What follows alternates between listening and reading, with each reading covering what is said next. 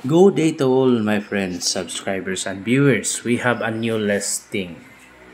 So actually guys, this is a beach property for sale. The beachfront, the size is 383 square meters.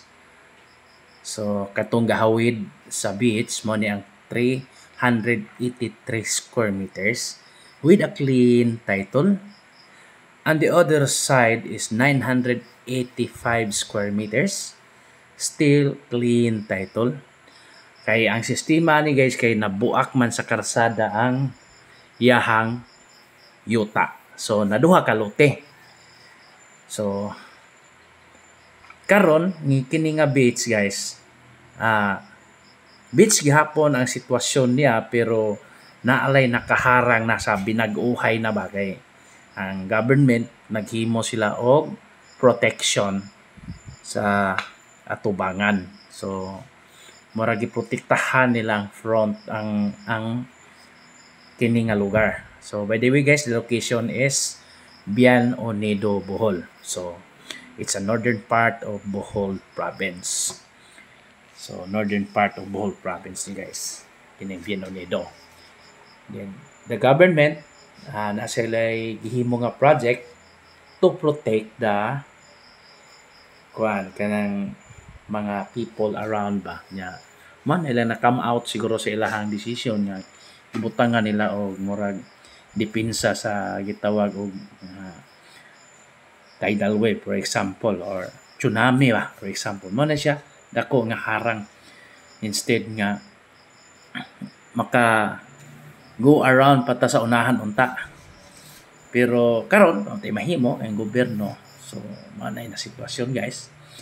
So anyway, there's no problem about that because still for sale and it has a clean title. So nindot kayo. The price is 6.5 million pesos. So negotiable. So kamo lang magsabot sa tag-iya gihapon for a final pricing. So di man ta makakuan ana. So this is ideal for commercial and residential. Actually, kining Bien Unido man good guys is a coastal town. Then daghang namuyo. That is why it's really good to have a commercial and residential. Nindot na kayo puyan kay di na ka murag kuyawan bagay sa una magud open area ray ni dinhi sa una. So murag risgo gyud. Murag asa marisguhan gyud. Kay siyempre open area man, open sa dagat. So kuyaw gyud na ay mga dagko nga katalagman. So karon nindot na kay nanay protection. And this part is the other side which is the 985 square meters with a clean title. So package na ni sa 6.5 million pesos. So mo na siya guys. Ya nanay kanang gitawag og si tawag aning murag balay nga gi kuan kani siya pakapin na siya guys. Then it has also a deep well pod na apoy deep well dire. So nindot kayo ang atong property for sale. See mana siya guys. Pero para nako makaligo maghihapon ka kay pwede ra man ka mo tabok.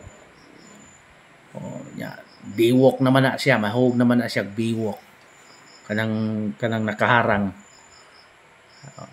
Hayag na kayo kay nabutangan po nagsuga. So nindot kayo ang location. Kapangin-hangin ka. Ligo sa kapoy der sa makaliguan. Then this one is the other side. Apil sa baligya. So, okay sad kaayo guys. So, feeling nako kung ako yung mapalit ani, protected nako daan, safety nako.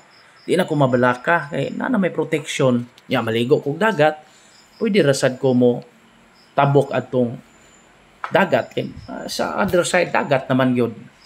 So, there's no problem. So, mo ni ang deep well guys. So, hindot kaayo no, nagid say deep well, naghandra bag tubig.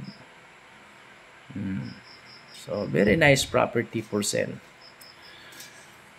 So, I repeat, 383 square meters ang beachfront, 985 square meters ang the other side nga dili beachfront. So, kining dako. So, mao na siya guys. The total package price is 6.5 million pesos. Okay. So, yan, nindot na yung Bien Unido po ron guys. Kaya na sila connecting bridge Talibon to Bien Unido. Wa pa lang mahuman, pero hapit-hapit na yun na mahuman. Kita dyo ko na personally. So, akong gitry og tabok diri guys. Kung unsa gyud mahitabo ba kay low tide magudron, wala kasulod ang dagat. Pero kung high tide, pwede ra gyapon kaligo di ana. Okay ra gyapon. So, mo na status guys. Then nag-facing naman ning Talibon. Good morning Talibon. Actually, Bien Unido was part of Talibon, Bohol. Separate naman sila, pareha sila sa Trinidad. Trinidad and Bien Unido was part of Talibon. Dako man ang lungsod ng Talibon, Bohol. So, mao lang the other side guys nga. Mao nag-iingon ako kung di nakakaligo panalitan, gusto ka maligo, din open kayo. So, pwede gihapon guys. Wa gihapon kay kurat. Okay ra gyud gihapon kakaliguan. See? Open area niya, daghang mga labas. Isda diha guys, nindot kay puy aning daplig dagat ba. Labi na ning mga lugar sa Bien Unido, daghan kay mga mangingisda diha. So, meaning labas yun imong matilawan. So, kini nga side, since it's low tide, mo dyan may tabo. So, high tide, mo na siya guys. Medyo taas. So, masudlan yun gihapon og dagat. So, nindot gihapon kaayo. So, mao na yung sitwasyon guys. Sa una, sa wala pa nay harang, ingana na siya guys. Open kaayo. Nindot pod. So, okay. Very nice. For inquiries, just contact me and please subscribe our YouTube channel. We will process land titles, condominium titles, and many more. Thank you.